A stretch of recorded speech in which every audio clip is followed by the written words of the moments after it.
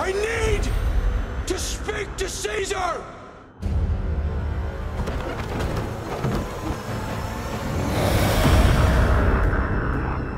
As dawn begins, the feeling is that it's the dawn of a new species, that its intelligent apes have inherited the Earth.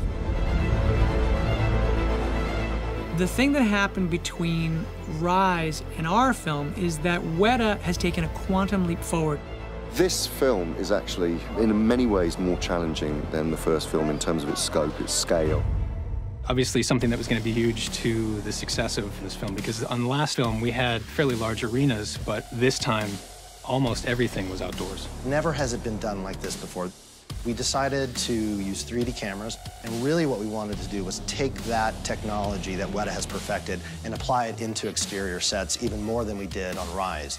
We're working, for the most part, in a less controlled environment. Motion capture works because it can see what the actors are doing, and when you're shooting in a forest full of trees, that makes it really tricky. So we had to specially arrange dozens of cameras every time we changed location just to try to be able to really accurately get the actors' performances. And the wireless cameras were great working in this kind of environment because we didn't have to worry about laying cables and maintaining cables. It gave us a lot of freedom.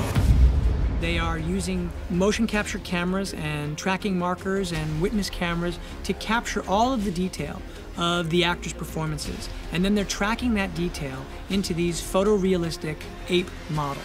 The other thing that was a real huge help on this film was the actual active body marker strands. And so you could Velcro that to the performers, you know, and they could roll around, they could fight, they could do all the active stuff that they needed to do as apes. Then really a lot of it just comes into the software that we've written to help translate that after we've acquired all the information to really just more accurately understand what the actors are doing and to be able to see that. The hair simulation, the skin simulation, the moisture simulation, everything that they do in terms of the actual apes' bodies is so much more realistic. One of the big things that we have had to introduce into the pipeline that was only barely seen, you know, in the last film was this whole element of wet fur. We see the apes when they're dry, we see them when they're damp, we see them when they're kind of soaking wet. It's an incredibly complicated system.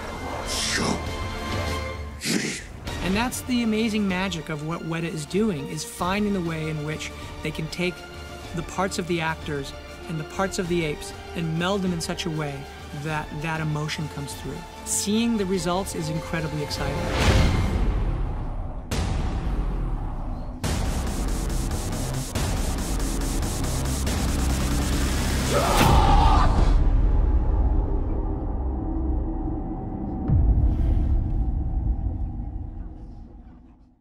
There must be another way.